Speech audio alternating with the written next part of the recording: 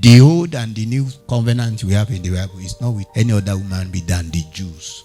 It is Jesus Christ that extended the peculiarity of this grace that is meant for the Jews to us. If not for Jesus, probably you and I would have been running after those dead gods of our fathers, those demonic deities that will claim sacrifices. It's not only in Yoruba land though. If you read Bible, you will see that the gods have been collecting sons and daughters. You see them right from the days of Genesis.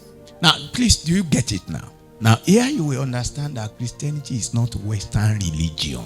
So the Europeans, the Americans, they are not part of this. Don't ever allow anybody to deceive you to make you believe that the Christianity that we are following is a Western religion. No, no, no, no.